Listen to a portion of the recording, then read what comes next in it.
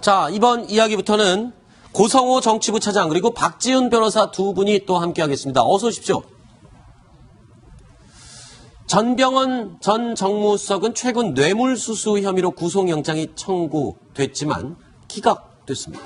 그런데 기각된 이후 현재 구속영장 청구서 수정 의혹이 불거지고 있습니다. 고성호 차장, 이거 어떻게 된 일입니까?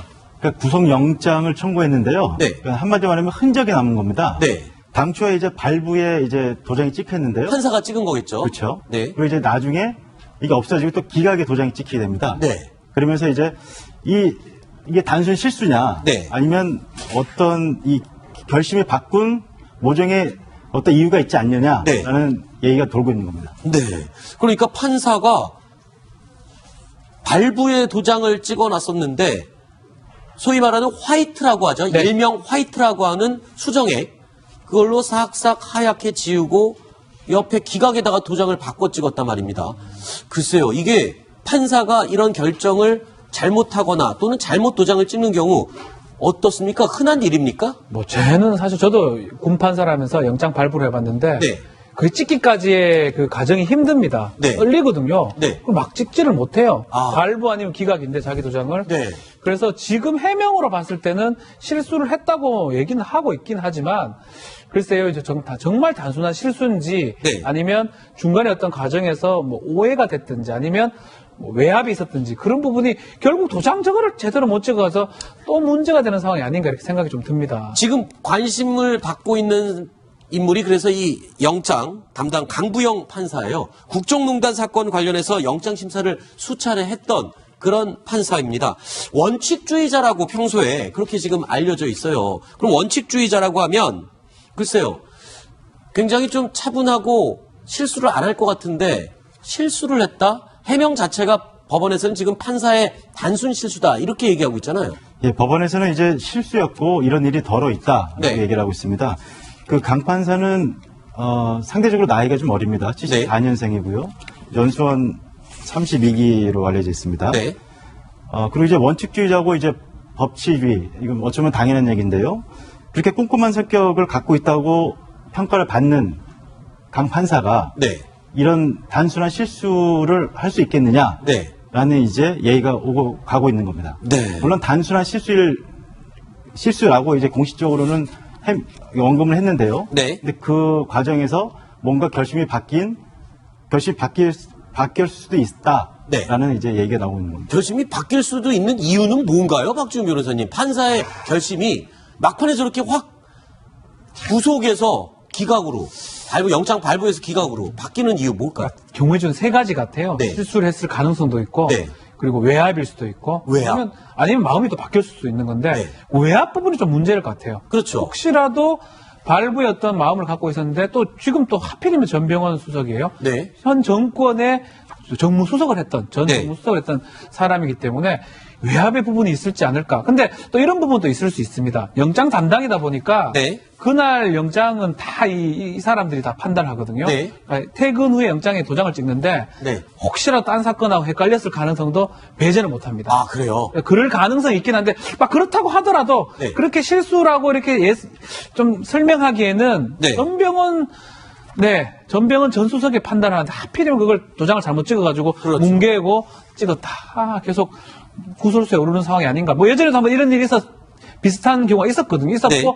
결국은 구속이 됐는데 또 그런 과정으로 가는 게 아닌가 이런 생각이 좀 들어서 의문입니다. 네, 일단 검찰은 전병헌 전 수석에 대해서 영장 재청구 움직임이 지금 일고 있어요. 그런데 이 GS 홈쇼핑을 압수수색했잖아요, 검찰이. 근데 GS 홈쇼핑 측에서 전 수석에게 뇌물을 준 정황을 지금 검찰이 포착한 것 같다. 네. 이런 얘기가 나오고 있죠. 근데 영장 재청구를 어쨌든 지금 해야 되는 상황이니까 지금 수사 내용을 좀 보강을 해야겠죠. 그래서 롯데홈쇼핑하고 비슷한 구조입니다. 네. GS 홈쇼핑도 그 전병헌 수석이 사실상 엄청나게 그 거의 사유화하고 있었던 e스포츠 협회 게임 관련 업체들이 모여있는 거기다가 1억 정도의 후원금을 내서 롯데홈쇼핑에 그 돈을 준 것과 마찬가지로 제3자 뇌물죄가 적용된다 이렇게 네. 보고 오늘 이제 압수수색을 했다는 건데 어쨌든 그 홈쇼핑이라는 데는 게임하고 사실 아무 상관이 없죠. 그렇죠. 그럼에도 불구하고 거기다 1억씩 내고 3억씩 내고 이런 부분에 있어서는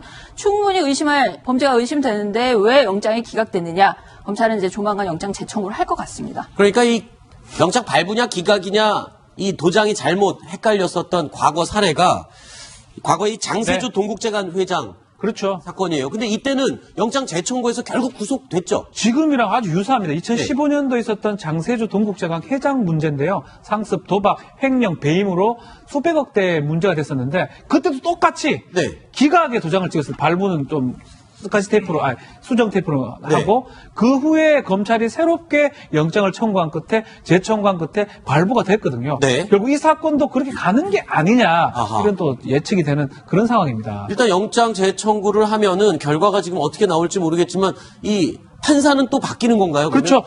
본인이 하기에는 아마 좀 부담스러울 그렇죠. 겁니다. 그리고 이제 사실 영장 담당 판사가 3명이 있으면 이게 돌아가면서 배당이 되는데 네. 이 강 판사한테 배당하지 않을 걸로 보이고 다른 판사가 아마 오민석 판사는 다른 판사가 판단을 하지 않을까 이렇게 보입니다. 네.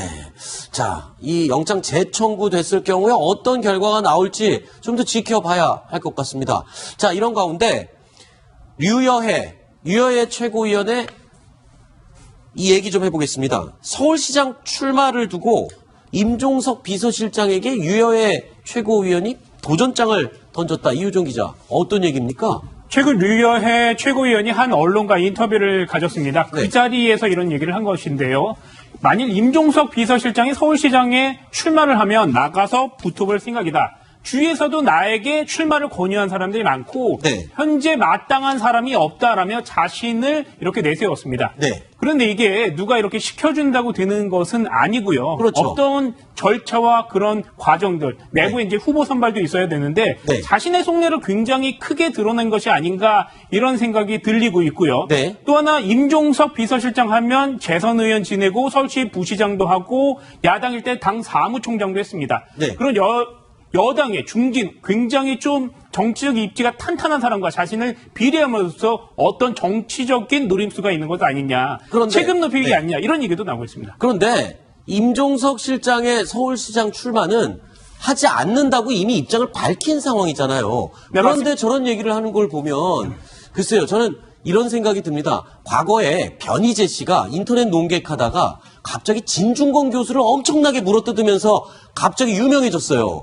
그리고 예전에 정청래 전 의원이 홍준표 지금 대표에게 계속 나랑 좀 한판 붙자 이런 식으로 해갖고 좀 유명해졌거든요. 이런 식으로 자기 체급을 좀 높이는 이런 식의 좀 어떤 전략이 아닌가 유여해 최고위원이 그런 걸 쓰는 게 아닌가 싶은 생각도 들어요. 네, 보통 선거철에 보면 일단 마이너 군소 후보들이 자신의 체급 높이려면 가장 쉬운 방법이 가장 강력한 후보를 공격하는 겁니다.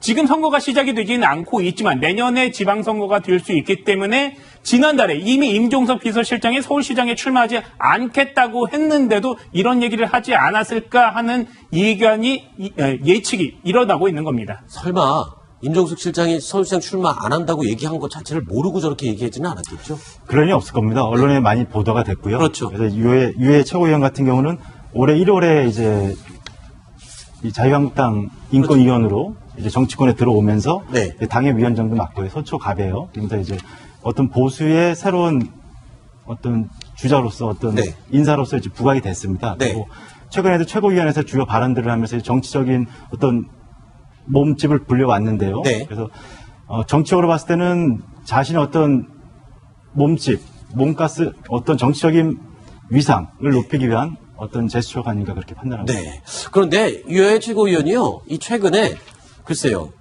체급을 좀 높이고 몸집은 키웠을지 모르겠지만 이 돌발 발언으로 구설수에 굉장히 많이 올랐습니다. 화제가 됐었죠. 그 문제가 됐던 발언들을 몇 개 모아봤습니다.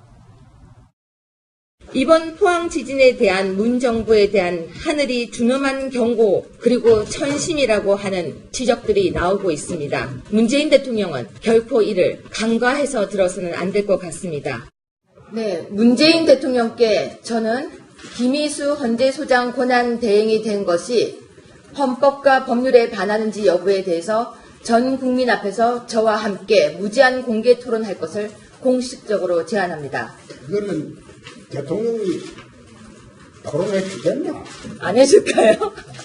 그 기자들이 너무 오버액션하면 안 해주나요? 유 최고위원은요, 이 유독 청와대 인사들을 겨냥해서 좀 가시도침 발언을 많이 했는데, 최근에 김정숙 여사를 향해서 쇼한다라는 그런 표현을 해서 지금 시민단체로부터 명예훼손 고발을 당했죠. 네, 맞습니다. 그 김정숙 여사를 명예훼손을 시켰다라고 해서 지금 고소를 당했고요. 그리고 조금 전에 이제 유해 최고위원이 자신의 SNS에 글을 올렸습니다. 네, 어떤 내용입니까? 역으로 이 시민단체를 모욕죄로 맞고소하겠다라는 아하. 게 좀 전에 올렸거든요. 네.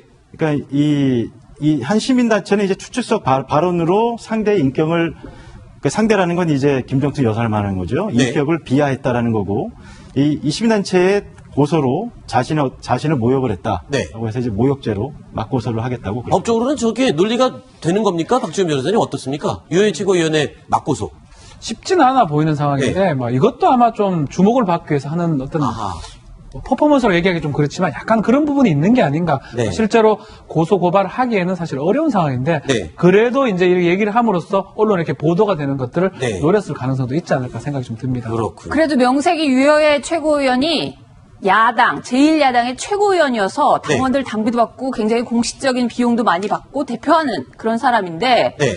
저런 꽃감 같은 얘기 해가지고 괜히 구설수에 오르고 고소고발정 벌이지 말고 네. 오히려 지금 어려운 민생에 신경을 써야 되지 않나 아하. 이런 비판도 오히려 나오고 있습니다. 홍준표 대표도 뭐 요거보다 조금 앞에 김정숙 여사를 또 물고 늘어져서 뭐 말춤을 추는 시간에 뭐 국가를 좀 더 생각해라라고 했는데 그게 괜히 막말 이런 구설수 심한 말 때문에 그 시비에 말려들 시간에 조금 더 국정을 생각하고 민생을 수습해라. 지금 경제도 어렵고 안보도 지금 휴전선에서 총격전이 벌어진 상황입니다. 네. 제1야당의 역할이 어느 때보다 중요한 시점에서 이런 막말이나 품위 없는 논란에 휘둘리는 게 과연 도움이 될지 네. 좀 저는 약간은 부정적인 생각이 듭니다. 알겠습니다.